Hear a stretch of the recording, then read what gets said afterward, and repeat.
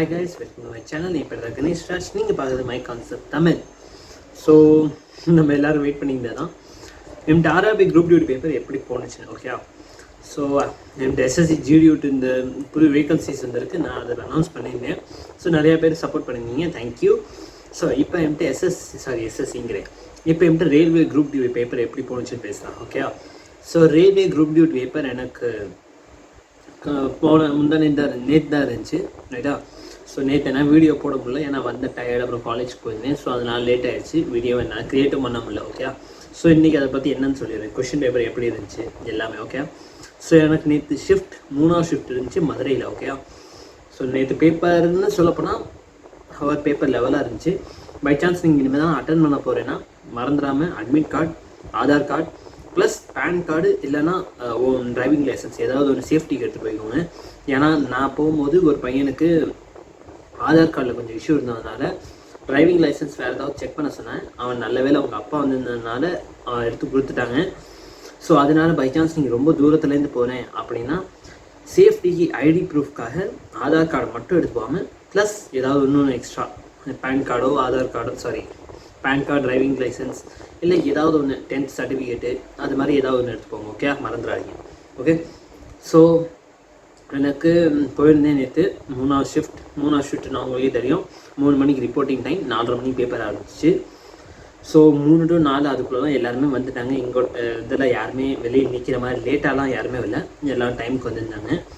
So பேப்பர்னு சொல்ல போகும்போது paper ஒரு ஈஸின்னு சொல்ல முடியாது, மாட்ரேட்டுன்னு சொல்ல முடியாது, மீன்ஸ் ஹார்ட் டு மாட்ரேட் இந்த ரேஞ்சுக்குள்ளே தான் இருந்துச்சு ஓவராலாக. ஓகே, ஸோ நான் ஒவ்வொன்றா இப்போ எப்படி இருந்துச்சுன்னு சொல்கிறேன் ப்ராப்பராக. ஸோ போனோடனே ஃபஸ்ட்டு பை சான்ஸ் நீங்கள் இப்போ தான் போகிறேன் ஃபஸ்ட் டைம் எக்ஸாம் எழுத போகிறேன், எப்படி இருக்குன்னு சொன்னீங்கன்னா நீங்கள் ஃபஸ்ட்டு எக்ஸாம் ஹாலுக்குள்ளே போயிட்டு எக்ஸாம் ஹாலுக்குள்ள ஃபஸ்ட்டு நீங்கள் என்ட்ரி ஆனோடனே உங்கள்கிட்ட சர்டிஃபிகேட்டு மறந்துடாமல் சொல்ல மாதிரி 2 ஃபோட்டோஸ் மறந்துடாமல் எடுத்து போயிருங்க. ஏன்னா அங்கே சில பேர் ஃபோட்டோ எடுத்து வராமல் இருந்ததுனால திருப்பி போய் ஃபோட்டோ பிடிச்சி எடுத்து வந்தேன். ஸோ அதனால லேட் ஆகிட்டு இருந்துச்சு உங்களுக்கு.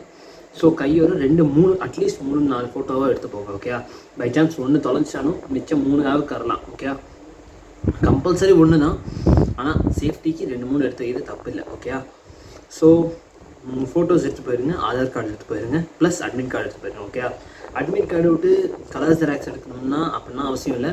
நான் பிளாக் அண்ட் ஒயிட் தான் எடுத்து போயிருந்தேன். பிளாக் அண்ட் ஒயிட்டில் ஜஸ்ட் உங்கள் ஃபேஸ் நல்லா தெரியணும், அது மாதிரி பார்த்துக்குவேன். நான் பிளாக் அண்ட் ஒயிட் எடுத்து போயிருந்தேன், ஆனால் பிரச்சனை வரல. ஓகே, ஸோ ஃபஸ்ட்டு என்ட்ரி ஆகும்போதே உங்களுக்கு எல்லாத்தையும் செக் பண்ணிக்குவாங்க. செக் பண்ணிட்டு உங்களுக்கு எந்த லேபுன்னு சொல்லிடுவாங்க. லேப் போனதுக்கப்புறம் உங்களோட பாடி செக்கப்பில் நடக்கும். ஏதாவது பேப்பர்ஸ், ஏதாவது எக்யூப்மெண்ட் ஏதாவது வச்சுருக்கீங்களான்னு, இல்லைன்னா அதுக்கப்புறம் முன்னாடி அனுப்பிவிட்டு உங்களுக்கு ஃபிங்கர் பிரிண்ட்லேருந்து எல்லாமே ஐ திங்க் உங்கள் எல்லாேருக்கும் தெரிஞ்சுக்கணும்னு நினைக்கிறேன். ஸ்க்ரீனில் உங்கள் ஃபோட்டோ எடுத்துகிட்டு அப்புறம் உங்கள்கிட்ட ரோல் நம்பர் எல்லாம் கேட்டு அவங்க அப்டேட் பண்ணிட்டு உங்களுக்கு எந்த லேப் எந்த கம்ப்யூட்டர்னு சொல்லிடுவாங்க. அங்கே போய் நம்ம உட்காந்துக்கணும். ஓகே, ஸோ நான் ஆல்மோஸ்ட் 3:30 போயிட்டேன். நான் 3:15 போய் சேர்ந்துட்டேன். எனக்கு அந்த ப்ராசஸ் முடிகிறதுக்கே ஆல்மோஸ்ட் அங்கே வாட்ச் வச்சு நான் சொல்கிறேன் ஆல்மோஸ்ட் 10 to 15 minutes ஆனிச்சு. ஏன்னா அங்கே ஃபோட்டோ அப்டேட் பண்ணும்போது அதே சமயம் சில பேருக்கு ஃபிங்கர் பிரிண்ட் அப்டேட் ஆகாதனால டைம் ஆகிட்டு இருந்துச்சு. ஸோ அதனால் என் அட்வைஸ் என்னென்னா நீங்கள் கொஞ்சம் முன்னாடியே போயிடுங்க, அதான் உங்களுக்கு சேஃப். ஓகே, ஸோ போயிட்டு நாங்கள் போய் கம்ப்யூட்டர் டேபிள் உட்காந்துட்டோம். 4:30 மணிக்கு கரெக்டாக பேப்பர் ஆரம்பிச்சிச்சு. ஸோ டென்ஷன் ஆகிடாதீங்க, ஏன்னா அங்கே அப்படி தான் இருந்துச்சு என்வாயர்மெண்ட். எல்லோரும் அமைதியாக எல்லாம் ஏதாவது ஒன்று பண்ணிக்கிட்டே இருந்தேன். ஸோ அதனால ஒரு டென்ஷன் இருந்துக்கிட்டே இருந்துச்சு. ஓகே, ஸோ அதுக்கப்புறமா கரெக்டாக 4:30 ஆனிச்சு, பேப்பர் ஓப்பன் ஆனிச்சு. ஸோ ஸ்டார்டிங் எடுத்தோடனே உங்கள்கிட்ட பை சான்ஸ் நான் இன்னும் எப்படி கொஷின் பேப்பர் அட்டன் பண்ணணும் அப்படின்னு ஒரு ஐடியா எடுத்து வரலைன்னா நீங்கள் வேணால் எப்படி ஃபாலோ பண்ணலாம். ஃபஸ்ட்டு ஜிஎஸ் பண்ணுங்கள். ஜிஎஸ் ஏன்னா எல்லாருமே ஒரு படிச்சிருப்போம். அளவு தான் நான் டீப்பாக படிக்கிறேன். இப்போ நான் தான் ஒரு நாள் முன்னாடி படித்ததை மட்டும் ரிவைஸ் பண்ணிட்டு போனேன். உங்களுக்கே தெரியும் சிச்சுவேஷன் எப்படி இருந்துச்சுன்னு, ரைட். ஸோ ஜிஎஸ் மட்டும் ஸ்டார்டிங்கில் பண்ணுங்கள். ஏன்னா ஜிஎஸ் விட்டு ஒன்லி 25 கொஷின்ஸ். ஸோ 25 கொஷின்ஸ் ஈஸியாக பண்ணிடலாம், டக்குன்னு முடிச்சிடலாம். ஸோ 25 கொஷின்ஸ் முடியறதுக்கு ஒரு டார்கெட் வச்சுக்கோங்க. 25 கொஷின்ஸ் நான் 10 to 15 minutes முடி போயிடும். ஓகே, ஏன்னா அப்போ தான் நம்ம மேத்ஸ்க்கு ஒரு ரீசனிங் டைம் தர முடியும். எப்போ ஜிஎஸ் முடிச்சிட்டோடனே அடுத்தது நீங்கள் ஜிகேக்கு போங்க. ஜிகேயில் ஏன்னா ஜிகே டக்குன்னு பார்த்தோம் வருதா, ஓகே, வரலன்னா விட்டுட்டு போங்க அப்படின்னு போகணும். ஜஸ்ட் ப்ளீஸ் இல்லை கெஸ்ஸிங் அடிப்போம் அப்படின்னு நினச்சிங்கன்னா நெகட்டிவ் போயிடும். அதனால் அந்த தப்பு பண்ணிடாதீங்க. ஸோ ஜிஎஸ் முடிச்சதுக்கப்புறம் அடுத்தது வாங்க ரீசனிங்க்கு. ஏன்னா மேத்ஸோடு நம்ம ரீசனிங் நல்லாவே ப்ரிப்பேர் பண்ணியிருப்போம் இல்லையா. ஸோ ரீசனிங்கு நீங்கள் டைம் தரது it's right. Okay, so reasoning time தாங்க. ரீசனிங் இது 30 கொஷின் மேக்ஸிமம் ட்ரை பண்ணுங்கள். 25 to 26 question, sorry 25 to 28 question. If you are possible 30 கூட அடிங்க. ஓகேவா? பஸ் ஜஸ்ட் ஓகேன்னு அடிச்சிடாதுமே, ப்ராப்பராக ஆன்சர் வந்ததுக்கப்புறம் அந்த அட்டன் பண்ணுங்கள். பை சான்ஸ் வரலன்னா விட்டுருங்க, நோ ப்ராப்ளம். ஓகேவா? அடுத்தது லாஸ்ட்டாக மேத்ஸ் பண்ணுங்கள். ஸோ இந்த மேத்ஸ் முடித்தோடனே ஒரு வாட்டி எல்லாத்தையும் ஓவராலாக செக் பண்ணிட்டு சப்மிட் கொடுத்துக்கோங்க. ஓகே, சப்மிட் நீங்களே கொடுக்கணும், ஆட்டோமேட்டிக் அதிலே சப்மிட் ஆயிரும். 1 hour 30 minutes உங்கள் எல்லாருக்குமே தெரியும். கரெக்ட் ஆன்சருக்கு +1 mark, தப்பாக இருந்துச்சுன்னா -0.33. ஓகே, ஒரு அட்வைஸ் என்னென்னா, தெரியாமல் கூட ஓகே நான் ஜஸ்ட் 50 கொஷின் தான் அட்டன் பண்ணிக்கேன், 60 கொஷின் தான் அட்டன் பண்ணிக்கேன், இன்னொரு 10 கொஷின் ஓகே நம்ம கையால் போட்டு விட்ருவோம் அப்படின்னு மட்டும் பண்ணிடாதீங்க. எனக்கு அக்யூரசி முக்கியம். நீங்கள் ஏதோ கரெக்டாக பண்ணுறீங்க, அதுதான் முக்கியம். இப்போ உங்களுக்கு 10 கொஷின் ஃபார் எக்ஸாம்பிள் 60 mark பண்ணுறீங்க. ஓகே, 60 mark கரெக்டாக எனக்கு தெரியும், எல்லாம் 60 mark பண்ணுறேன் அப்படின்னு நினச்சிவிட்டு இன்னொரு 10 கொஷின் 70 பண்ணுவோம், 10 மட்டும் ஜஸ்ட் அப்படி கெஸ்ஸிங்கில் அடிப்போம் அப்படின்னு மட்டும் போயிடாதீங்க. ஏன்னா அந்த 10 கொஷின் தப்பாகிறதும் ப்ளஸ் மைனஸ் மார்க்கும் சேர்த்து எடுக்கிறதுனால நீங்கள் வந்து பாசிட்டிவ் மார்க்கையும் அதை குறைச்சி விட்டுரும். ஸோ உங்களுக்கு கட் ஆஃப் கீழே போக வாய்ப்பு இருக்குது. பை சான்ஸ் நான் பண்ணதே 40 தான், அப்போ நான் என்ன பண்ணேன் அப்படின்னு சொன்னீங்கன்னா அப்போ நீங்கள் ட்ரை பண்ணலாம். ஏன்னா 40னா ஆல்மோஸ்ட் என் கெஸ்ஸிங் படி கட் ஆஃப் எங்கிட்ட வேணால் போகலாம். ஏன்னா 2022 அன்ரிசர்வ் கேட்டகரி சொல்கிறேன், unreserved OBC category 55 Tamil Nadu. Okay, Chennai ஜோனுக்கு 55 to 70 அந்த 70 ரேஞ்ச் தான் இருந்துச்சு. ஸோ ஒரு கெஸ்ஸிங் தான். ஓகே, ஸோ பார்ப்போம். ஏன்னா இந்த தடவை காம்படிஷன் ஹெவியில், ஸோ அதனால் சொல்ல முடியாது. 50 கீழே போனீங்கன்னா ஓரளவு ஓகே கெஸ்ஸிங் அடிங்கன்னு சொல்லலாம். ஆனால் 50க்கு மேலே போகிறேன், 60 வரைக்கும் வந்துட்டேன், 16ல் கெஸ்ஸிங் அடிக்கவா அப்படின்னு கேட்டிங்கன்னா my opinion will be no, guessing மட்டும் அடிச்சிட வேணாம். ஓகே, ஸோ இந்த பேட்டர்னில் நீங்கள் எக்ஸாம் எழுதுங்க. ஓகே, ஸோ இப்போ நம்ம கொஷின் எப்படி இருந்துச்சு அதை பற்றி பேசுவோம். ஓகே, ஃபஸ்ட் ஜிஎஸ் விட்டு பேச போனால் எல்லாமே ஆவரேஜ், ரொம்ப ஈஸியாக இருந்துச்சு. ரொம்ப ஈஸின்னு சொல்ல முடியாது, ஏன்னா ஓரளவு நான் ஜிஎஸ் படித்து வச்சுருந்தேன் ஆல்ரெடி, அப்பயுமே படித்து வச்சேன். அதனால ராத்திரி உட்காந்து கொஞ்சம் நல்லா ரிவைஸ் பண்ணியிருந்தேன். ஓகே, ஸோ ஜிஎஸ் ஓரளவு நல்லா இருந்துச்சு, ஈஸியாக இருந்துச்சு, அதை நீங்கள் டென்ஷன் பட தேவையில்லை. கொஷின் கொஞ்சம் ஆப்டிக்ஸ்லேருந்து 2-3 கொஷின் வந்துச்சு. அப்புறம் ஜென்ரல் டிசீஸு, அப்புறம் டிசீஸ் பற்றி வந்துச்சு. அப்புறம் வேறு என்ன சொல்லலாம், கெமிஸ்ட்ரிலேருந்து இந்த ஸ்ட்ரக்சர்ஸ் ஆஃப் ஆட்டம்லேருந்து வந்துருந்துச்சு. ஓகே, நியூட்ரான் யார் கண்டுபிடிச்சா, எலக்ட்ரான் யார் கண்டுபிடிச்சா, அது மாதிரி சில கொஷின்ஸ் இருந்துச்சு. மேக்ஸிமம் கொஷின் பயாலஜி ரிலேட்டடாக இருந்துச்சு. கெமிஸ்ட்ரியும் ஃபிசிக்ஸும் கம்மி தான், பயாலஜி நிறையா இருந்துச்சு. ஓகே, ஸோ திஸ் இஸ் என் பாயிண்ட் ஆஃப் வியூவில் ஜிஎஸ் சொல்ல போனால் ஜிஎஸ் வரைக்கும் சொல்லிட்டேன். ஸோ ஜிஎஸ்க்கு அப்புறம் நம்ம வர்றது GK. So GK is the toughest for me. எனக்கு ஒன்றுமே தெரியாது. ஸோ 25 கொஷனில் நான் ஆல்மோஸ்ட் ஒரு 5-6 கொஷின் தான் அட்டன் பண்ணேன். லிட்ரலி எனக்கு இந்த தடவை 20 கொஷனில் 5-6 தான் அட்டன் பண்ணேன், மிச்சம் எல்லாமே விட்டுட்டேன். ஸோ என்னென்னா ஜிகேல எப்படி இருந்துச்சுன்னு சொல்லியிருந்தேன் paper. GK paper maximum current affairs 20க்கு 18 கரண்ட் அஃபேர், வள்ளி 2 மட்டும்தான் ஸ்டாட்டிக் ஜிகேலேருந்து இருந்துச்சு. ஓகேவா? ஸோ என் ஃப்ரெண்டு சொன்ன மாதிரி தான் எக்ஸாக்ட் 18 கரண்ட் அஃபேர். நான் நினச்சேன் சரி 2025 படிச்சுட்டு போகலான்னு படித்தேன். நான் 2025 மட்டும் படித்தேன். ஆனால் எனக்கு கொஷின் பேப்பர் இருந்தது 2023லேருந்து ஸ்போர்ட்ஸ் ஷூட் ஒன்று வந்துச்சு. 2023 விட்டு ஸ்போர்ட்ஸ் ஷூட் 2-3 கொஷின் இருந்துச்சு.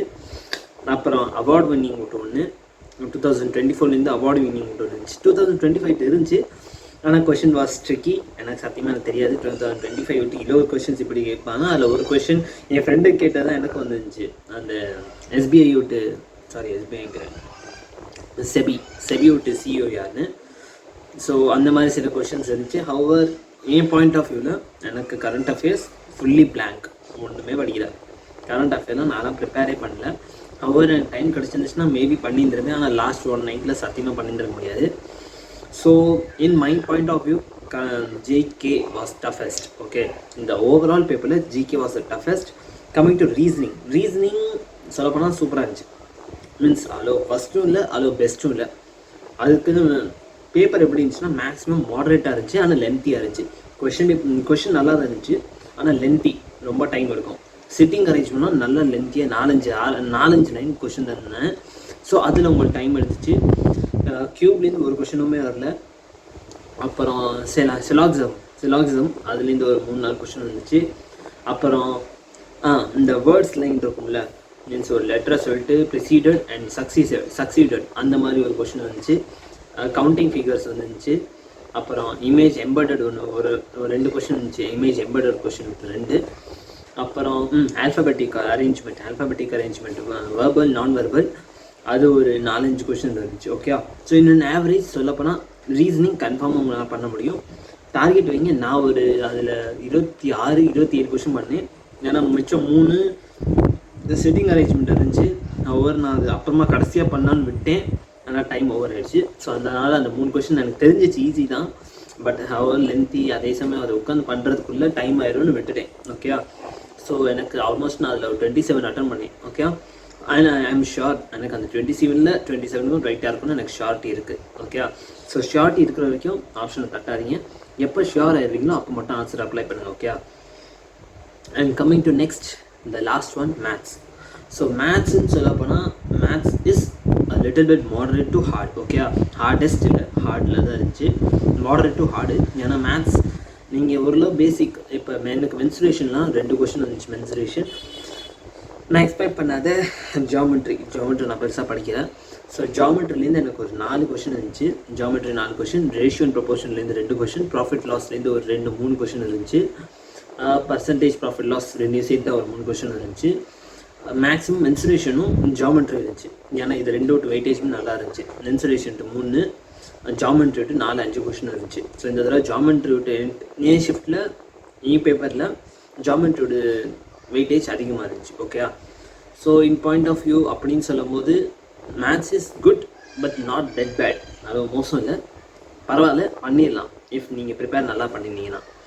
ஸோ என் அட்வைஸ் என்னென்னா, பை சான்ஸ் மட்டும் இன்னும் ஒரு 10-20 நாள் இருக்குது, எனக்கு இன்னும் வரவே இல்லை அப்படின்னா ஃபஸ்ட் கரண்ட் அஃபேர் நல்லா பார்த்துக்கோங்க. மேத்ஸ் விட்டு நான் சொன்ன 2 டாபிக், மென்சுரேஷன், ஜியாமெட்ரி, அதே சமயம் இன்னொரு டாபிக் இருந்துச்சு அல்ஜேப்ராலேருந்து கொஷின் இல்லை. அல்ஜேப்ராலேருந்து ஒரே ஒரு கொஷின் இருந்துச்சு. பை சான்ஸ் நான் இன்னும் பண்ணவே இல்லை அப்படின்னா விட்டுருங்க. அல்ஜேப்ரா வேணாம், இப்போ பண்ண வேணாம். பை சான்ஸ் உங்கள்கிட்ட இன்னும் 10 நாள் இருந்தாலுமே மிச்சம் எல்லாத்தையும் ரிவைஸ் பண்ணுறதுக்கும் உங்களுக்கு டைம் வேணும். அதே சமயம் ஜிகே பார்க்கணும், ஜிஎஸ்ஸை பார்க்கணும். ஏன்னா ஜிஎஸ் கூட நீங்கள் ஸ்கோர் பண்ணிங்கன்னா அந்த ஜிகே ஸ்கோர் பண்ணுறது டஃப்.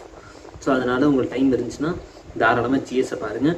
இல்லை எனக்கு இன்னும் 2-3 நாளில் எக்ஸாம் இருக்குது, அப்போ நான் பண்ணலாமா அப்படின்னு கேட்டிங்கன்னா, in my point of view நீங்கள் 2025 மட்டும் பண்ணுங்கள். அதை வர பழசு பண்ண வேணாம். ஏன்னா I'm not sure, by chance நீங்கள் பண்ணால் அங்கே போய் பார்த்தா அங்கே இல்லவே இல்லை அப்படின்னு நடக்க வாய்ப்பு இருக்குது. ஏன்னா ஷிஃப்ட் பை ஷிஃப்ட் உங்களுக்கே தெரியும், கொஷின் பேப்பர் மாறும், எல்லாமே மாறும் ஆல்மோஸ்ட், ரைட்? ஏன்னா அடுத்த ஜனவரி வரைக்கும் இருக்க போகிறதுக்கு சேம் கொஷின்ஸ் வர போகிறது கிடையாது. எல்லா கொஷினுமே மாறும், எல்லா ஷிஃப்ட்லேயும் வேறு கொஷின்ஸ் இருக்கும். Okay, so that's all. பெருசாக மேத்ஸ் பற்றி நான் சொல்ல விரும்பலை.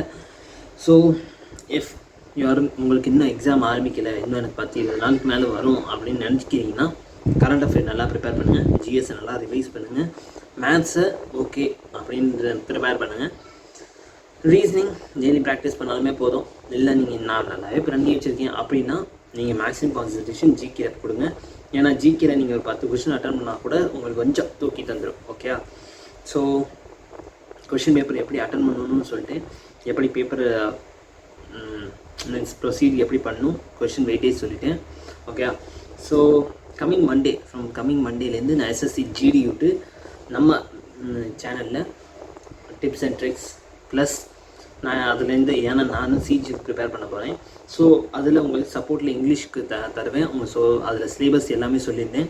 ஸோ நிறைய பேர் ஃபிசிக்கல் பற்றி கேட்டிருந்தீங்க, அப்புறம் போஸ்ட் ப்ரிஃபரன்ஸ் பற்றி கேட்டிருந்தீங்க, அப்புறம் எப்படி ப்ரிப்பேர் பண்ணலாம்னு சொல்லி கேட்டிருந்தீங்க.